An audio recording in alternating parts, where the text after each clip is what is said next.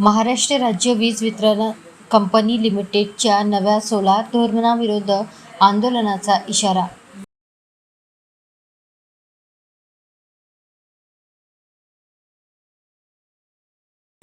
महाराष्ट्र राज्य वीज वितरण कंपनी लिमिटेडकडून 13 फेब्रुवारीपासून पीएम सूर्यघर योजनेअंतर्गत सोलार क्षमतेवर मर्यादा घालण्यात आल्याचा आरोप करण्यात आला आहे। नव्या बदलानुसार ग्राहकांना मागील 12 महिन्यांच्या सरासरी वीज वापरावर आधारित सोलार क्षमता मंजूर केली जात आहे।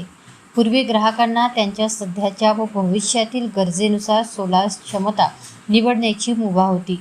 या अचानक बदलामुळे राज्यातील अनेक ग्राहकांचे बुक केलेले सोलार ऑर्डर प्रभावित झाल्याचे सांगण्यात आले। या संदर्भात कोणतेही अधिकृत धोरण, दस्तऐवज किंवा घोषणा करण्यात आलेली नसल्याचा आरोप आहे।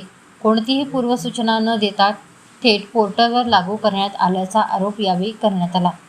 ऊर्जा मंत्र्यांकडे तक्रार दाखल करण्यात आली असून अद्याप समाधानकारक उत्तर मिळाले नसल्याचे त्यांनी सांगितले।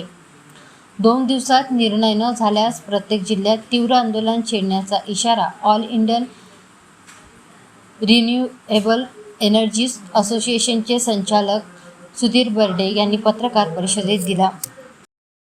मी Sudhir Barde, all India renewable energy association यांचा डिस्ट्रिक्ट डायरेक्टर।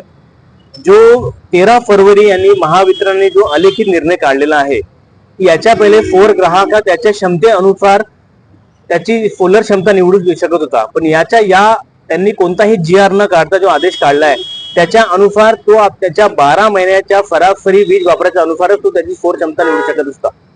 तर हा जो निर्णय त्यांनी काढलाय, हा त्यांनी कुठेही पीएम सूर्यघर योजना जे आहे, पीएम सूर्यघर योजना जे नरेंद्र मोदी साहेबांची महत्त्वाची योजना आहे, त्याच्या रूपरेषेच्या हिशोबाने सौर ग्राहक हा त्याची क्षमता निवडू शकत नाही।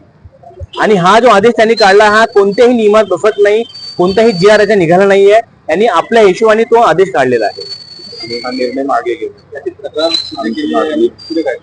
ही तक्रार आम्ही हे आंदोलन प्रत्येक जिल्ह्यामध्ये आपल्या स्वरूपात सुरू आहे।